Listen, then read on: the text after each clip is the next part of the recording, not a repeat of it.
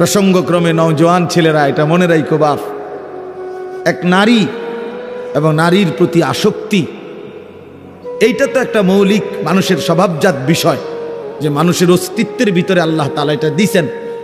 কিন্তু সেইটা কেউ যদি নেককার স্ত্রীর জন্য অপেক্ষা করে আর আল্লাহর কাছে দোয়া করে আর নেককার স্ত্রী, চরিত্রবান স্ত্রী মিলে, আল্লাহর কসম, তো পৃথিবীতেই তার ঘরে, তার জীবনে জান্নাতের সুখ বিরাজ করে।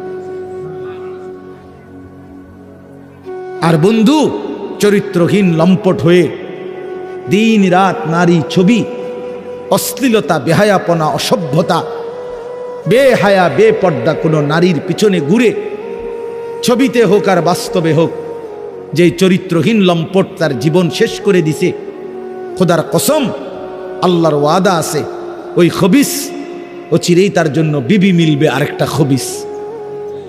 আর সেদিন মনে থাকবে, মনে রাখবেন প্রিয় ছেলে, মনে রাখো, সেদিন তোমার সংসার হবে জাহান্নামের টুকরা,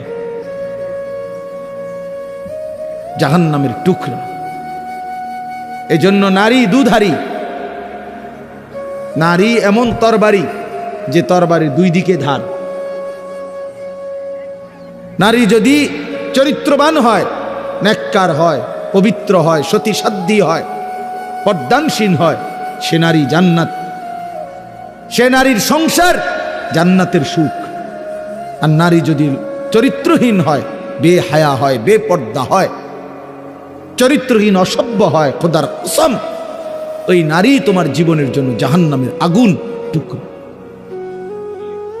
এজন্য তুমি মনে রাখো বন্ধু, আজকের এই চরিত্রহীনতা আগামী দিনে তোমাকে এর সুদ দিতে হবে। এটা স্পষ্ট আছে কিতাবে। আমার কাছে আরবি কিতাব আছে, ইমাম শাফিঈ রাহমাতুল্লাহ আলাইহি বলছেন, আয-জিনা কারজুন, জিনা ব্যভিচার, বিবাহ বহির্ভূত নারীর সাথে, মেয়ের সাথে যে কোনো রকমের সম্পর্ককে জিনা বলে। জিনা ব্যভিচার শুধু লজ্জাস্থানের জিনা না, বিবাহ বহির্ভূত। হাসো, হাসলে ভালো, কারণ কিছুটা প্রতিবন্ধী যারা হয় তারা হাসে, যাদের মানসিক সমস্যা, ব্রেনে ডিস্টার্ব, সে গুনাহের কথা বললেও তার হাসি আসে, যে আমারই তো কইতেছে, তখন সে বুঝে যে আমি অসভ্যরই তো কইতেছি। বুঝেন নাই? এর যখন এটা বুঝাই যায় যে সে যে কিছুটা প্রতিবন্ধী, এটা তখন বোঝা যায়। বুঝছেন?